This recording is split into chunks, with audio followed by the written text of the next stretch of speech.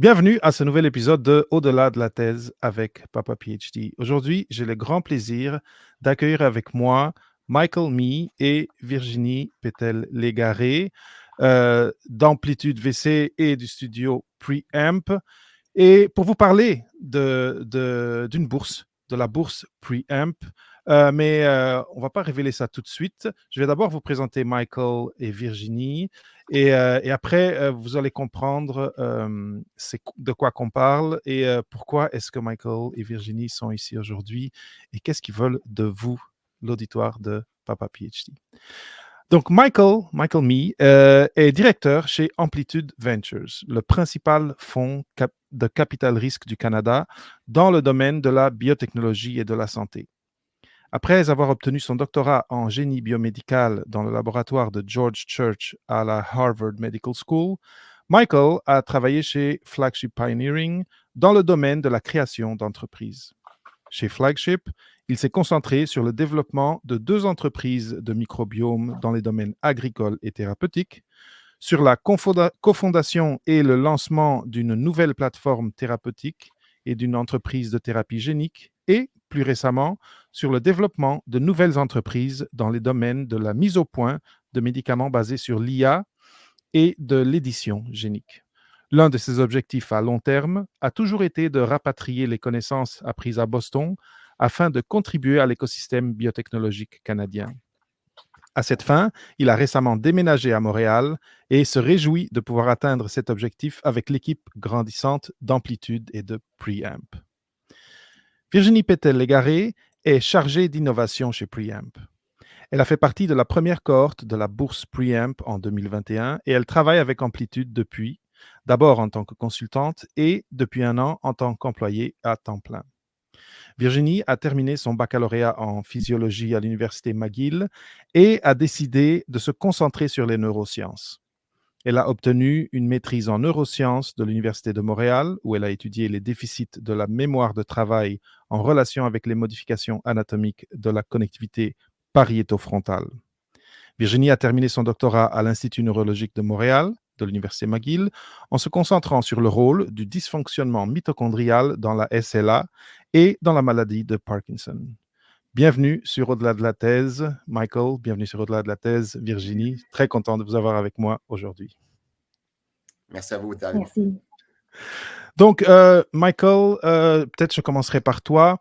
Est-ce que tu peux, je t'ai quand même fait une belle présentation. Est-ce que tu aurais quelque chose à ajouter pour les auditeurs, pour les auditrices, pour qu'ils sachent un petit peu plus c'est qui Michael Mee? Peut-être la seule autre chose, ça serait, moi, je me suis fait piquer par le petit bit d'entrepreneuriat pendant mon doctorat. Et OK. j'ai vraiment commencé à penser à comment faire un impact, à créer des compagnies pour ramener les technologies que je développais dans le labo de mon doctorat, à faire un impact sur le monde. Alors, à la fin de mon doctorat, j'ai cofondé, j'ai lancé une compagnie avec un étudiant postdoctoral dans le labo. Et tous les deux, on a lancé la compagnie, on a commencé à développer la stratégie. Et ça m'a vraiment introduit à ce monde-là. Et j'ai réalisé que je l'adorais. Je ne le connaissais pas avant ça. Alors, ça, c'était mon introduction et ça a vraiment changé la direction de ma carrière. Et on pense un petit peu de le programme fellowship qu'on offre à Preamp pour donner ces informations, l'expérience comme ça au monde qui sont intéressés dans l'entrepreneuriat. Et je pense que c'est une très belle opportunité et qu'on va parler un petit peu plus. Merveilleux. Et toi, Virginie, qu'est-ce que tu ajouterais à la bio que j'ai donnée très rapidement? En fait, je pense que c'était une très, très bonne bio. Je pense que si on regarde mon parcours, ce qui serait important à noter, c'est que j'ai toujours, à travers mes expériences, cherché à me rapprocher de l'impact, d'avoir plus d'impact chez les patients. Donc, je travaillais en schizophrénie, puis par la suite, je me suis dit, maladie neurodégénérative, peut-être que je pourrais aller plus en sciences fondamentales. Donc, j'ai vraiment, entre ma maîtrise et mon PhD, cherché à me rapprocher de l'impact. Puis ensuite, c'est vraiment avec Amplitude, quand j'ai participé au fellowship, une autre étape pour vraiment me rapprocher de l'impact envers les patients. Donc, je pense que mon parcours vraiment montre que c'est toujours ce que j'allais chercher au final. Merveilleux. Et on va en parler dans pas long plus en détail. Michael, là, j'ai parlé, vous avez parlé d'amplitude, de preamp. Ma première question pour toi serait, est-ce que tu peux parler et expliquer un petit peu à l'auditoire, c'est quoi amplitude VC, Venture, en tout cas, amplitude VC, c'est quoi preamp, le studio, et c'est quoi preamp, la bourse? Absolument. Alors, c'est compliqué car c'est trois choses un petit peu différentes, mais ils sont toutes liées, reliées. Alors, Amplitude VC, c'est un firme de capital de risque. Comme tu as dit dans l'introduction, on est un des fonds les plus grands au Canada qui investit dans les sciences de la vie, sciences de santé. On est basé au travers le pays. On a des bureaux à Montréal, Toronto et Vancouver. On est une équipe de 12 personnes. Et qu'est-ce qu'on fait? On investit dans des compagnies précoces pour aider les entrepreneurs, les équipes de gestion à bâtir leur compagnie, à grossir leur compagnie et ultimement d'aider de développer les technologies pour faire un impact sur les patients. Alors, dans notre philosophie, notre stratégie d'investissement, on investit dans des compagnies dans plusieurs, de plusieurs stades ou de niveaux de développement. Et après un tiers de ce qu'on fait, c'est vraiment dans la création du compagnie, du scratch, du zéro à un, si on peut dire ça. Et ça, c'est le rôle de notre studio Preamp.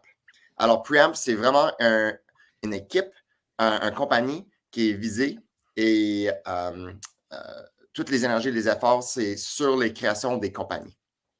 OK. Créer des compagnies, c'est pas comme une chose qu'on fait dans un jour. Ça peut être des mois de travail.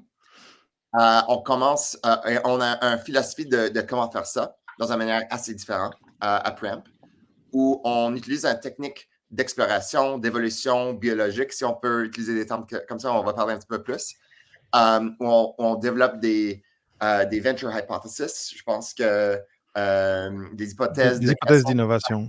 Oh oui. Et on les fait évoluer, on les fait tuer. Et dans une manière darwinienne, il y a juste les plus fortes qui vont aller la distance. OK. Alors, tout ce travail-là, ça peut être un travail de 2 ans. Le fellowship, la bourse Preamp, c'est juste le début de ce parcours. C'est le parti de l'exploration et d'introduire aux étudiants doctorales, post-doc, des MD des fois, c'est comment développer ces nouveaux concepts, des visions des compagnies. Et on pense dans deux axes le but du programme, la bourse Preamp. Un, c'est sur le développement du talent, et on va parler un petit peu plus de ça, de ces jeunes cerveaux, ces jeunes aspirants, comment les inspirer, les éduquer, les motiver à prendre ce parcours d'entrepreneuriat. Mais aussi, il y a la partie de le développement des idées, de qu'est-ce qu'on va bâtir à Preamp dans les années qui s'en viennent. Alors, je vais la laisser comme ça. Je suis certain il y a d'autres questions et Virginie va Oui. mais ouais. Mais déjà, ça m'apporte, moi, une question qui est la suivante. Déjà, quand on rentre dans le milieu académique, souvent, il y a une espèce de sentiment que le milieu entrepreneurial, on l'a laissé en arrière et c'est un monde à part. Et là, et toi et Virginie, vous me dites que, eh bien non, on peut vivre sur un pont entre les deux, la recherche et l'entreprise. Je trouve ça surprenant et je trouve ça surprenant que des jeunes chercheurs qui viennent d'être formés, qui viennent d'avoir leur doctorat, peuvent être impliqués et j'aimerais que tu développes peut-être un petit peu encore, Michael. C'est quoi le rôle d'un jeune, donc si quelqu'un dans notre auditoire est dans cette, disons, démographie-là, c'est quoi le rôle dans cette expérience Preamp et éventuellement dans cette expérience de création d'entreprise? Absolument, absolument. Alors, un couple de points qu'on peut toucher dessus. Un, c'est qu'on a une philosophie à Preamp et dans la bourse Preamp que l'entrepreneuriat, c'est quelque chose qu'on peut enseigner. Et tu n'es pas né un entrepreneur ou un créateur d'une compagnie, mais c'est les capacités, on peut les entraîner et on peut les développer. Et c'est un petit peu ça qu'on veut faire dans la bourse Preamp. avec ces étudiants, les jeunes chercheurs qui ont les aspirations de créer des compagnies. Et peut-être aussi de dire, comme si tu as cette énergie d'entrepreneuriat, l'évidence ou les données pour ça, c'est pas nécessairement que tu as lancé une compagnie. Je me souviens la première fois que moi et Virginie, on s'est rencontrés, elle me parlait de comment a été la première étudiante dans le labo de son doctorat. Elle a tout fait. Je suis comme, ça, c'est un esprit entrepreneurial, ça. Un esprit entrepreneurial. On roule les manches, on veut construire quelque chose. On veut avancer, on veut développer des affaires. Et c'est vraiment des jeunes et des jeunes chercheurs avec cette énergie-là qu'on veut ramener dans le programme de bourse de Preamp. Car nous autres, notre but, c'est on veut les montrer les stratégies, comment penser stratégiquement au début de le développement de ces compagnies, quels sont les concepts qui peuvent aller la distance, qui vont attirer beaucoup de capital qu'on a besoin dans cette industrie. Ça coûte beaucoup, beaucoup d'argent de faire des essais cliniques. Et on doit avoir des grandes visions pour attirer une équipe, pour attirer le capital. Et on veut inspirer le monde. Comment faire ça? Et alors, le rôle de ces étudiants pendant l'été de la programme de bourse, c'est de travailler main en main avec nous autres, de plonger dans des nouveaux endroits, des nouveaux domaines de sciences et de développer des hypothèses de création de compagnie, de demander ces questions et si c'est possible de faire ça. Et essayer d'imaginer qu'est-ce que le futur pourrait être basé sur ces technologies, sur ces nouveaux observations dans la biologie. Et donc, Virginie, on a parlé de ton passage au doctorat, bien sûr, de toi qui roule tes manches pour tout lancer dans un doctorat.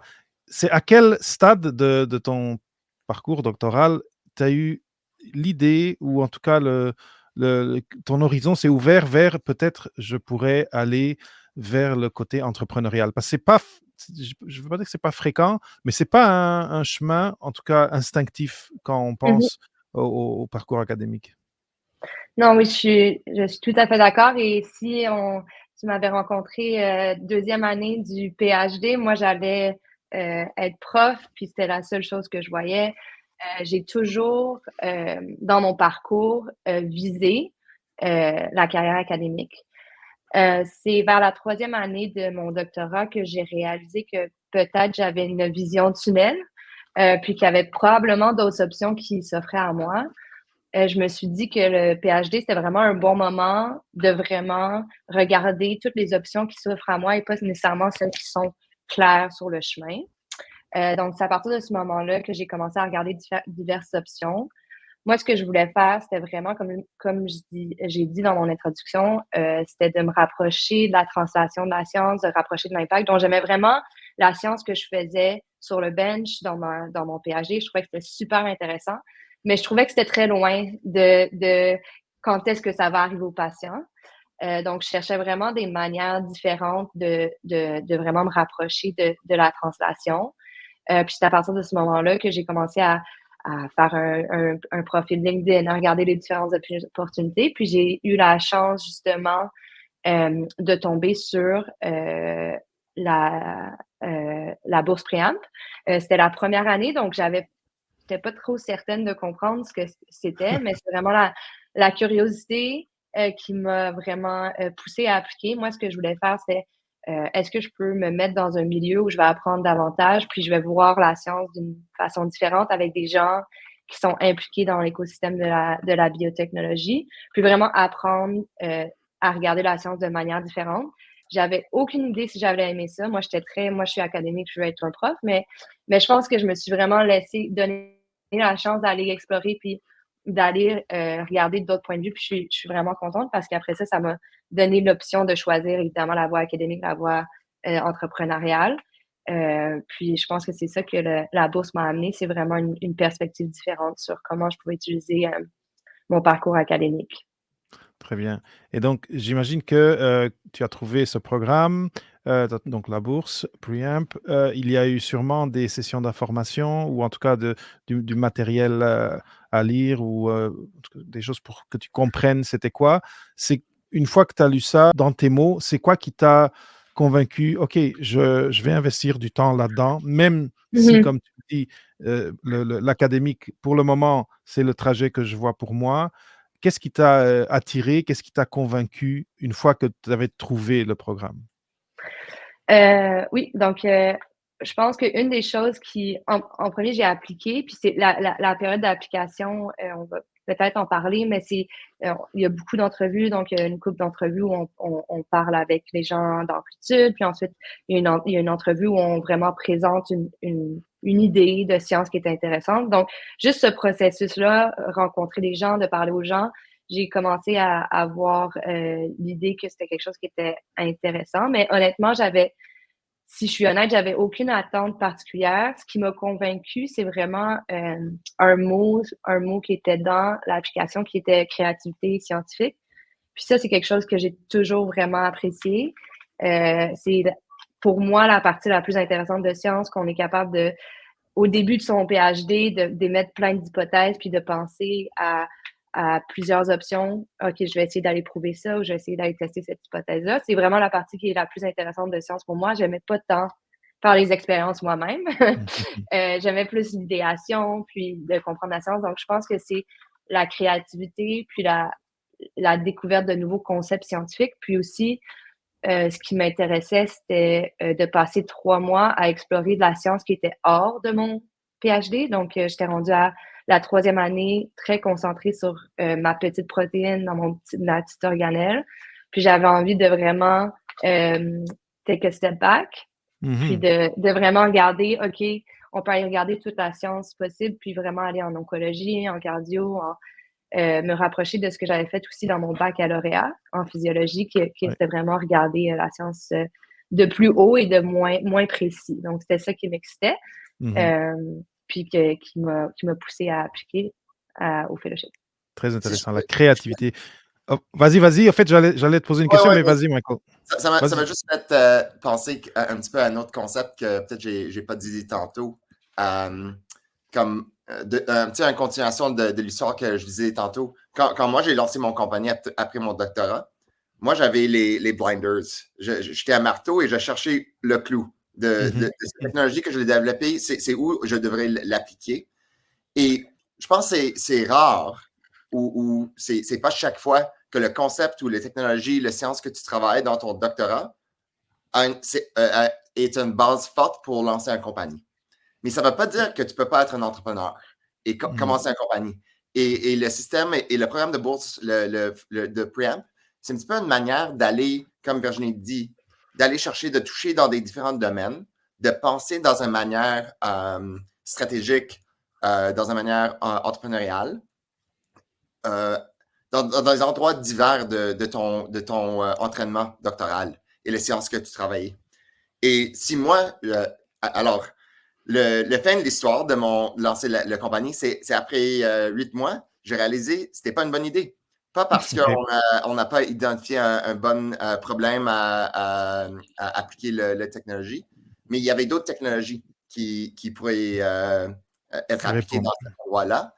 Et nous autres, au début, on n'a pas fait assez d'itérations entre comment j'appelle le domaine de solution et le domaine de problème.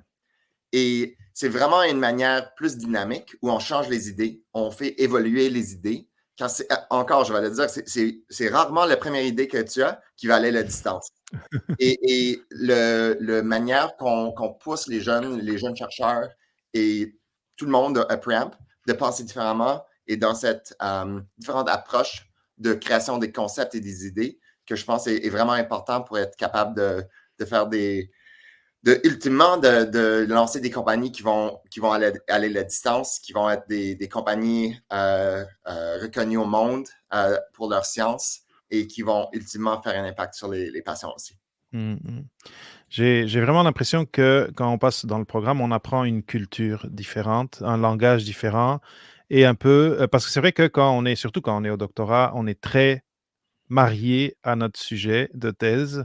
Et ce que tu me dis est très logique. C'est tout ce qu'on a appris sur comment faire de la science, comment penser, comment tu parlais, Virginie, de la créativité scientifique. Ça veut dire que ces outils-là, un peu plus transversaux, on peut les utiliser dans plusieurs domaines différents. Maintenant, donc je suis totalement d'accord avec toi, ça a beaucoup de sens. Maintenant, je suis très curieux de demander à Virginie comment ça s'est passé de se dire je vais faire ce programme et comment tu as géré l'emploi du temps, disons, pour avec ton doctorat. Mais avant ça, j'aimerais, parce que les gens nous écoutent, je suis sûr qu'ils ont très hâte de le savoir, qui peut postuler au programme et quelles sont les compétences recherchées dans les gens qui postulent. Virginie, vas-tu répondre? Oui, je peux répondre à ça. En fait, qui peut postuler? Donc, je pense que ce qu'on recherche vraiment, c'est des doctorants, MD, postdoc en sciences de la vie. C'est des gens qui ont l'esprit entrepreneurial et comme Mike a dit, l'esprit entrepreneurial peut être vu et fait de différentes manières. C'est des gens qui aiment pousser des projets, qui aiment travailler en équipe, qui sont curieux. Je pense que ça prend beaucoup de curiosité, de créativité, comme j'ai dit, et vraiment qui veulent être immersés pendant 3 mois dans un monde un peu différent, à pousser vraiment les limites de la science. Donc, un background en sciences de la vie. Moi, je pense que ce qui est vraiment important de dire aussi, c'est vous n'avez pas besoin. Des fois, ça peut être un peu intimidant. On applique pour une bourse dans un fonds d'investissement, blablabla. Vous n'avez pas besoin d'avoir toutes les connaissances en finance et en business. Ça, c'est ce que vous allez peut-être être exposé à, plus à la stratégie. Puis l'autre chose qui est importante à dire, c'est que tu as mentionné le commitment puis la façon de gérer le temps. C'est un temps plein aussi. Là. Donc, c'est des gens qui vont être capables de prendre un été à temps plein pour pouvoir participer avec nous. Mhm. Oui, et je vais juste rajouter aussi, comme pour renforcer, on n'a vraiment pas une sélection sur le domaine où tu fais tes études, autre que être touché sur les sciences de la vie. Alors, ça peut être du monde qui vient du camp bio, du IA, développement des algorithmes, mais qui sont visés sur des données biologiques, par exemple. Alors, c'est vraiment du monde de tous les backgrounds. Car nous autres, comme Virginie a dit, on a l'intention de faire travailler le monde sur des projets qui ne sont pas de leur domaine où ils ont fait leurs études. Car pour nous, c'est une manière de vraiment d'avoir une autre perspective sur la science où tu n'es pas dans le dogma, si je peux utiliser ce mot-là. Et ça donne beaucoup de créativité de développer des nouvelles idées. Et le deuxième point que je voulais dire, c'est on essaie de ramener des jeunes chercheurs, des étudiants, des postdocs qui sont à peu près 1 an à faire le changement de peut-être un trajectoire académique pour un trajectoire industrielle. Okay. Et pour nous autres, on trouve que c'est dans ce temps-là où on peut vraiment les aider. On a un portefeuille de 20 compagnies au travers le pays, dans tous des domaines différents, où on essaie de faire des introductions aux fellows. Et on peut vraiment faire ces introductions pour lancer le prochain chapitre de leur carrière. Très bien. En tout cas, je trouve que c'est inspirant si vous écoutez et que vous avez cette curiosité et cette créativité. En dessous, ici, de l'image maintenant où est Michael, il y a une adresse courriel à laquelle vous pouvez envoyer votre CV pour postuler. C'est le résumé en anglais, là, ce ne serait pas le CV académique, mais la version sans toutes les publications, etc., plus abrégée. Donc, c'est fellowship@amplitudevc.com. Ceux qui regardent la vidéo, ça passe en dessous de l'image. Très, très, très, très intéressant, Michael. Maintenant, j'aurais une question. Ça peut être pour Michael ou Virginie. Mais je vais la poser à Virginie et la question est la suivante. Donc, tu as vu cette annonce de bourse, tu as eu la curiosité d'aller voir c'était quoi, tu es passé à travers le processus. j'imagine Mhm. que tu avais des attentes de qu'est-ce qui allait se passer. Quelles étaient ces attentes et qu'est-ce qui t'a surpris une fois que tu as commencé ton programme? Mhm. Donc, comme j'ai mentionné précédemment, mes attentes étaient un peu vagues. Donc, j'étais pas certaine dans quoi, dans quoi je m'embarquais. Euh, donc, j'ai pas eu de. Il y a eu beaucoup de surprises, en fait. Je pense que la plus grande surprise que j'ai eue, c'est que moi, quand j'ai appliqué à ce programme-là et quand j'ai été acceptée, je me suis dit, ah, ben, j'ai pas beaucoup d'expérience en industrie. Aucune, en fait. Je sais pas comment créer des bibliothèques. Je me suis dit, mon Dieu, avec qui je vais être? Est-ce que je vais être capable? Et en fait, ce qui m'a surpris, c'est un peu ce qu'on a mentionné précédemment, c'est vraiment à quel point mes compétences que j'ai développées durant mon parcours académique ont vraiment, vraiment été euh, transférables et vraiment importantes pour avoir du succès dans le fellowship. Donc, la créativité, c'est une. Donc, être capable de poser des hypothèses qui sont claires, puis ensuite d'aller les tester. Souvent, quand on pense à des hypothèses puis aller les tester, on pense à aller faire des expériences sur le bench, mais il y a plusieurs façons de tester les hypothèses. On peut aller les tester en lisant la littérature, on peut aller les tester en parlant à beaucoup d'experts dans le domaine où on va émettre ces hypothèses-là, puis les experts vont nous dire oui, c'est bon, non, c'est pas bon. Donc, cette compétence-là qui a vraiment été importante pour moi.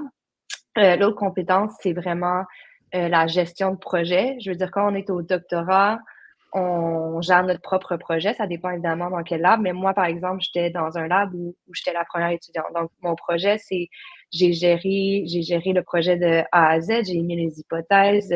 Vraiment, c'était moi qui l'amenais à fruition pour pouvoir publier. C'est la même chose que dans le fellowship. Puis ensuite, une autre chose qui vraiment une compétence importante, c'est d'être de l'indépendance, puis d'être capable de travailler, mais aussi d'être capable de travailler en équipe, puis d'aller chercher de l'aide, puis de vraiment savoir, OK, cette personne est meilleure en ça, je vais aller chercher cette compétence-là pour m'aider à pousser le projet. Donc, c'est vraiment tout ça qui m'a surpris le plus. Donc, en fait, ce qui m'a surpris le plus dans le fellowship, c'était peut-être ma performance de ah, OK, j'en sais beaucoup plus que je pensais. Puis c'est beaucoup plus intéressant que je pensais. Puis la dernière chose aussi qui m'a vraiment surpris, puis je pense que c'est la raison pour laquelle je suis restée avec Preamp et Amplitude, c'est j'avais vraiment la vision avant de faire le programme, la vision académique. Puis j'avais l'impression que si je partais de l'académique, j'allais plus faire de sciences, que j'allais plus avoir de liberté dans ma créativité scientifique. Puis en fait, ce que j'ai réalisé, c'est que c'était quand même le contraire. Pendant l'été, pendant le stage, je pense que ça faisait longtemps que j'avais pas été aussi exposée à de la science, puis de lire des nouvelles choses, puis de vraiment aller chercher à travers tellement de différentes euh, milieux. Donc, comme j'ai dit, en cancer, en immunologie, en auto-immunité, c'était tellement intéressant. Puis je pense que j'avais jamais autant été exposée à de la science depuis ma carrière académique parce que justement, on nous lance un peu dans des domaines qu'on connaît pas. Puis il faut s'asseoir puis apprendre rapidement, ce qui est une autre chose qu'on apprend super bien au PhD puis qu'on se rend pas compte. Je pense que la majorité des doctorants sont capables de, si on dit apprends ceci en une semaine, en 2 jours, on est capable d'aller chercher l'information puis de comprendre puis d'assimiler rapidement. Puis ça c'est quelque chose qui est super super important. Puis je pense qu'on oublie on développe tous cette capacité-là durant le doctorat. Oui. Une des principales capacités transversales, en effet. Mm-hmm. Virginie, maintenant, donc ça, c'est ce qui t'a surpris, de comprendre que tu pouvais nager dans cette piscine-là assez facilement, Mm-hmm. que tu avais des gens auxquels tu pouvais accéder pour t'aider là où tu avais des lacunes. Maintenant, je ne sais pas si la question s'adresse plus à toi en ce moment, à cause de ton rôle ou à Michael, mais en termes plus de structure du programme, Donc là, on a parlé de ton vécu, mais quelqu'un qui arrive, c'est à quoi ils peuvent s'attendre en termes de structure? Comment ça se passe? C'est l'été? C'est quoi la temporalité? Est-ce qu'il y a des modules? Est-ce qu'il y en a un de vous deux qui peut nous donner un petit résumé rapide de la structure du programme? Mhm. Je vais y aller, Mike. Ouais. Oh, et s'il y a d'autres pensées ou d'autres idées, je vais les rajouter à la fin. Merveilleux. Donc, la bourse, donc c'est, comme j'ai mentionné, temps plein durant l'été. Donc, c'est 3 mois durant l'été. Et les 3 mois sont divisés en 3 cycles. Donc, chaque cycle, on commence avec des équipes. Donc, c'est souvent des équipes de 2 à 3 personnes. Puis, on va leur donner des idées de départ sur lesquelles, à Preamp et à Amplitude, on pense, durant toute l'année, on pense vraiment à aller chercher la science, puis on se dit, OK, cet espace de science, en ce moment, nous intéresse. On pense qu'il y a beaucoup de potentiel d'innovation, donc on aimerait ça aller l'explorer plus en détail avec le fellowship. Donc, au début du mois, on va donner ces idées de départ aux équipes. Puis à partir de ce moment-là, les équipes ensemble vont commencer à émettre des hypothèses. C'est souvent des idées un peu folles, ce qui est vraiment bien parce que c'est des idées, justement, on n'est pas dans notre domaine, on ne sait pas trop, mais on fait juste des hypothèses, des idées folles de et si on pouvait faire ça, et si on pouvait faire ça, et si on pouvait faire ça. Puis à partir du moment où on a plein d'idées un peu folles, là, on commence à faire, OK, bon, lesquelles font du sens, puis lesquelles on aimerait pousser un peu plus puis aller développer. Donc, au début, c'est vraiment de la créativité. Puis, comment est-ce qu'on fait pour justement décider de les développer? Ça va être vraiment en allant parler à des experts. Donc, une chose qui m'a surpris que je n'ai pas mentionné récemment, c'est que quand on écrire à des experts, des profs dans n'importe où dans le monde, puis leur dire j'aimerais parler de ta science, beaucoup de gens répondent puis sont vraiment excités de répondre aux questions. Donc, ça, c'est vraiment le fun. Puis une autre façon aussi de décider ce qui est intéressant, c'est de mettre plus la faisabilité puis aussi l'impact que ça pourrait avoir. En termes de temporel, c'est vraiment quelque chose qui est collaboratif. Donc, à chaque jour, les équipes vont rencontrer leur leader, qui va être quelqu'un d'Amplitude ou de Preamp, qui va vraiment les diriger. OK, ça c'est bon, tu devrais aller regarder un peu plus de ce côté-là, nanana. Donc, les gens sont pas tout seuls. Ça, je pense que c'est important à dire, surtout dans la créativité. Puis à la fin du mois, lorsque les idées qui ont survécu puis qui ont le plus d'importance vont être présentées à la fin du mois devant tous les gens d'Amplitude, de Preamp, mais aussi devant certains personnes qui sont des advisors à Preamp. Donc, c'est vraiment intéressant de présenter des idées comme ça à des gens qui ont été dans le milieu de la biotech, qui ont parti de leur compagnie. C'est vraiment des périodes qui sont vraiment intéressantes parce que tout le monde présente leurs idées de compagnie, puis ensuite, on les discute. Puis on recommence ensuite au 2e mois, puis on recommence au 3e mois. Donc, c'est 3 cycles où on présente, où à la fin, il va y avoir des idées pour la création d'entreprises dans les sciences de la vie.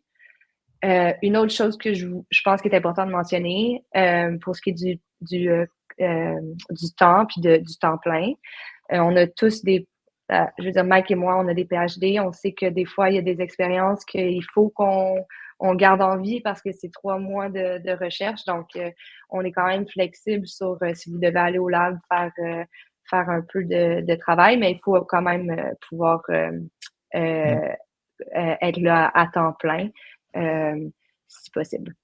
Très bien. Mike, si tu as quelque chose à ajouter, garde-le en tête parce que j'ai une question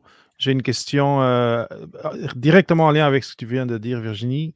C'est comment tu as négocié au labo, donc à l'université, cette interruption pendant l'été pour faire cette formation? Parce que le temps et de s'éloigner du labo, surtout dans les sciences de la vie, c'est toujours un point sensible pour les jeunes chercheurs, les gens qui sont en train de faire leur doctorat. Comment tu as négocié ça et c'est quoi tes conseils pour que les gens ils puissent, avec succès, négocier d'aller participer à la bourse Preamp? Mhm.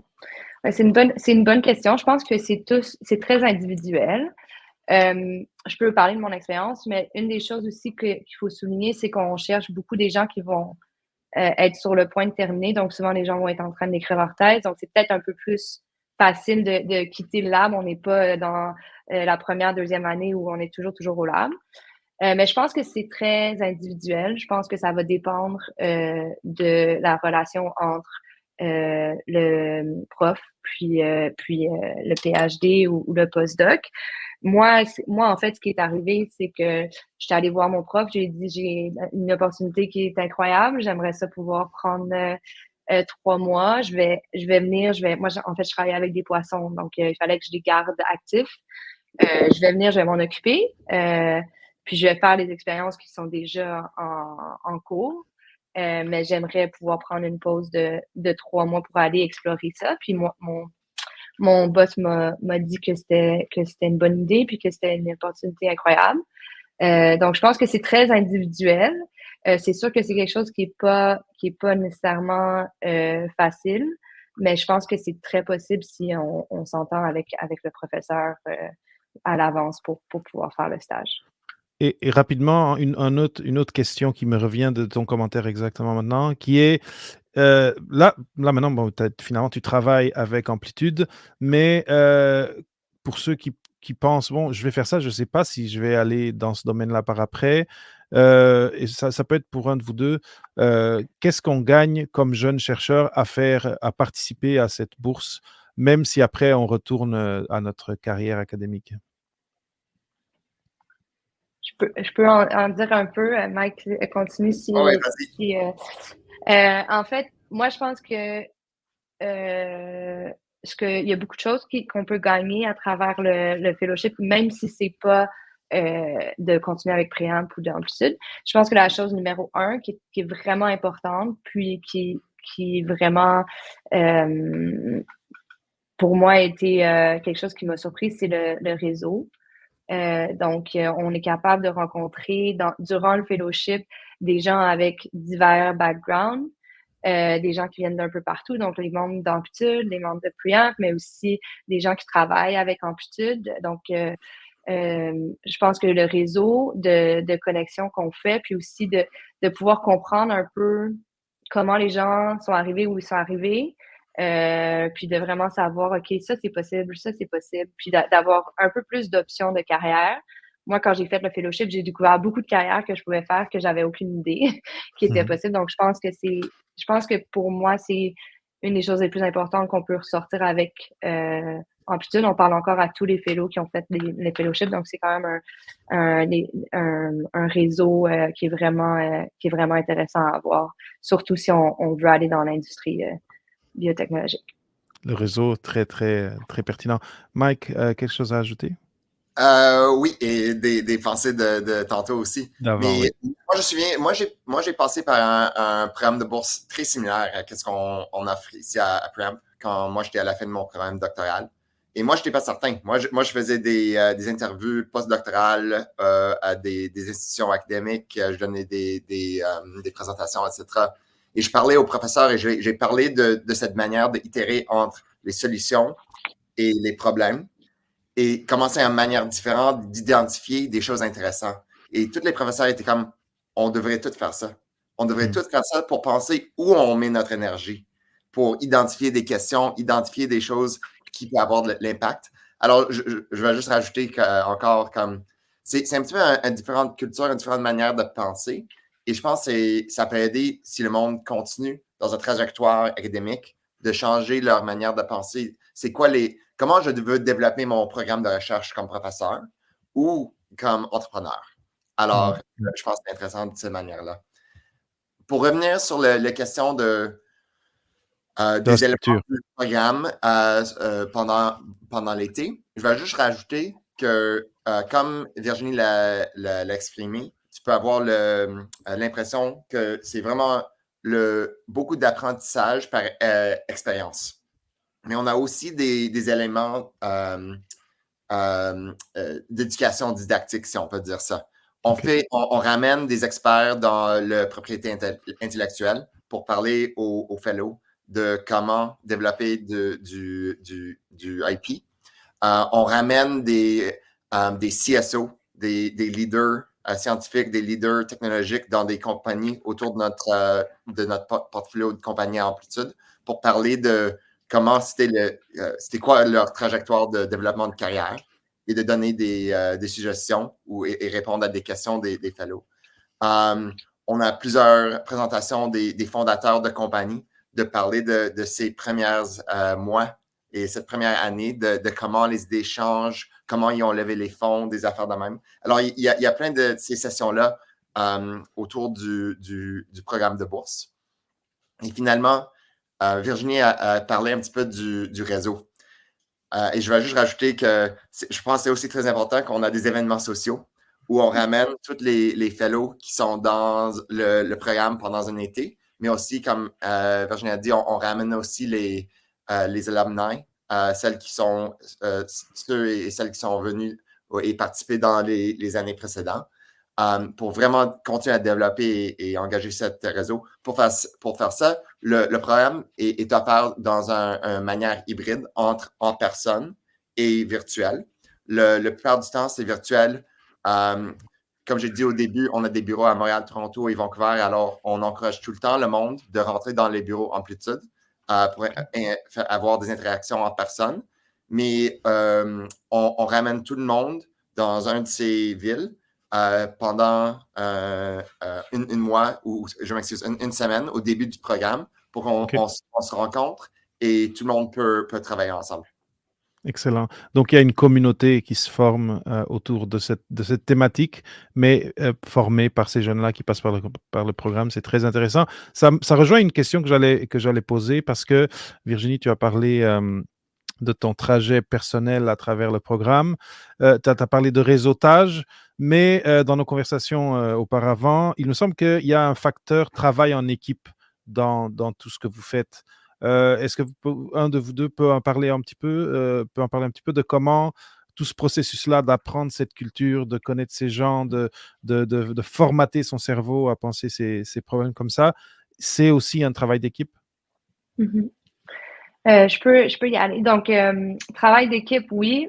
Surtout quand on pense à la créativité, donc les 2 premières semaines, là, l'équipe est vraiment importante. Puis la raison pour laquelle les travails d'équipe, c'est super dans le fellowship, c'est que souvent, les individus qui vont être mis en équipe ont des backgrounds complètement différents. Donc, quelqu'un en immunologie peut être en équipe avec quelqu'un qui fait plus de la génétique ou plus AI, donc ou ingénierie. Donc, quand on leur met un problème devant eux, ils pensent au problème de manière complètement différente. Puis c'est de là que les idées vraiment créatives peuvent ressortir parce que justement, on regarde, on est tous formés un peu différemment, donc les problèmes on les regarde de manière un peu différente. Donc c'est ce qui permet un peu d'avoir de créativité. Puis c'est beaucoup de travail d'équipe pour justement on arrive avec la première idée, comme Mike a dit, est jamais la bonne, mais si on travaille en équipe, ben ah non, ça c'est pas bon, mais si on prend une partie de cette idée-là, puis on la change comme ça, peut-être que ça va aller mieux. Puis là, il y a beaucoup d'itérations en équipe qui est super importante. Puis une autre chose que je veux dire un peu en relation avec justement le travail d'équipe puis d'avoir des perspectives différentes, c'est que moi, mon expérience dans le fellowship était vraiment intéressante parce que justement, moi, mon background est en neurosciences. Puis j'ai eu un sujet qui était en neurosciences et j'avais beaucoup de misère à être créative parce que justement, j'avais toutes ces barrières-là qui ont été mises à travers mon parcours académique qui me disent oh non, ça c'est pas possible, non, ça c'est. Donc je me mettais beaucoup de barrières puis je m'empêchais de rêver, je m'empêchais d'être créative.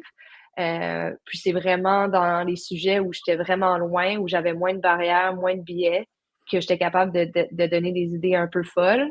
Des fois, il était trop folle, mais des fois, il faisait un peu de sens, puis on pouvait itérer avec des gens pour qu'ils fassent un peu plus de sens, puis que ça soit des idées qui soient possibles. Donc, oui, je dirais que le travail d'équipe, c'est super, super important dans le fellowship et aussi dans le travail de tous les jours.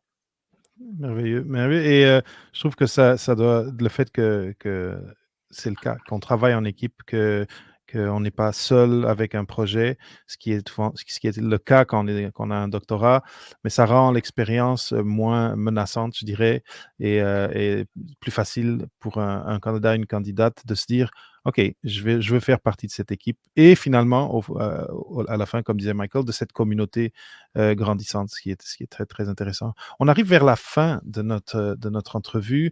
Et avant que je demande à un de vous deux de partager les contacts et les liens pour postuler, ou en tout cas pour montrer son intérêt pour le programme, j'aimerais savoir si vous avez des mots de la fin pour motiver les jeunes diplômés qui nous écoutent à explorer, à apprendre sur le programme, éventuellement à postuler.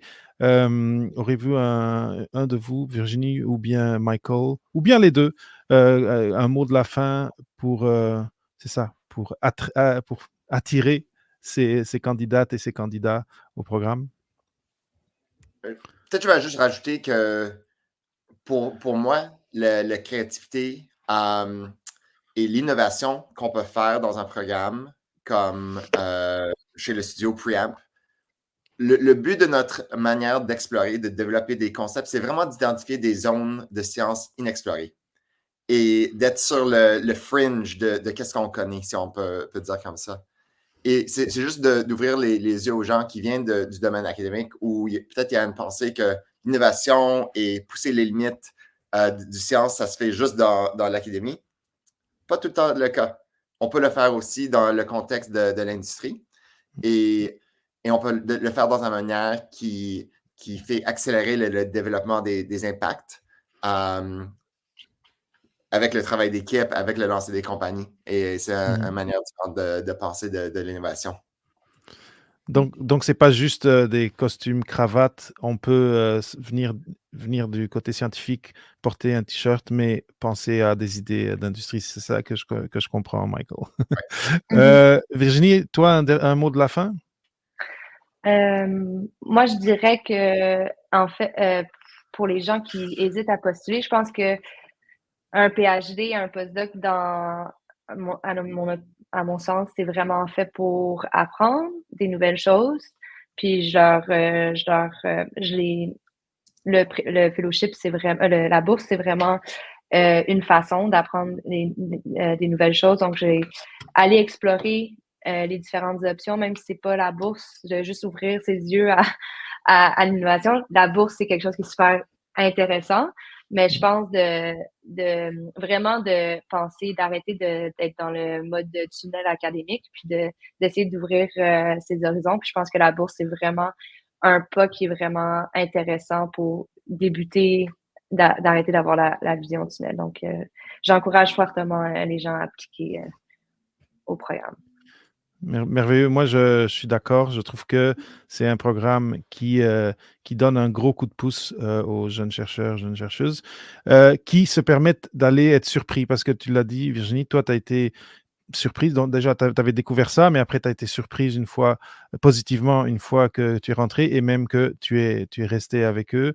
J'espère que ceux qui nous écoutent, s'ils ont cette curiosité, s'ils se demandent est-ce que je peux ouvrir un peu l'horizon de mon projet de vie comme jeune scientifique, ben de se permettre d'aller être surpris par le programme de bourse Preamp et d'aller apprendre cette nouvelle culture qui est celle de l'industrie, celle de l'entrepreneuriat, qui n'est pas hermétique à des gens qui portent des costards cravates et qui a besoin de cerveaux comme les vôtres, vous qui écoutez, et bon, comme ceux de Michael et de Virginie.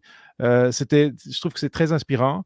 Je trouve que vous avez donné plein de bonnes raisons pour que les gens postulent et aillent expérimenter cette différentes réalités et le processus d'entrevue. Ce que j'ai compris, c'est qu'il y a plusieurs entrevues. Juste ça, je suis sûr que c'est une expérience positive pour ceux qui postulent. Maintenant, peut-être Virginie, est-ce que tu veux partager une dernière fois comment est-ce qu'on fait pour postuler à la bourse Preamp? Oui, donc les applications sont maintenant acceptées. Je crois que la date limite est le 31 mars 2024. Puis c'est d'envoyer son CV à l'adresse courriel qui est écrite sous le bas de l'écran, donc fellowship@amplitudeec.com. Merveilleux. Virginie, Michael, merci énormément d'être passé sur Au-delà de la thèse avec Papa PhD. C'est un bonheur pour moi de pouvoir avoir un épisode comme ça qui est tellement aligné avec la mission que je me suis donnée avec Papa PhD en 2019. Et je suis très content aujourd'hui, en 2024, de pouvoir participer d'une certaine façon à cette mission du programme de la bourse Preamp et de ce que vous faites à Amplitude. Donc, merci à vous. Merci. Merci beaucoup.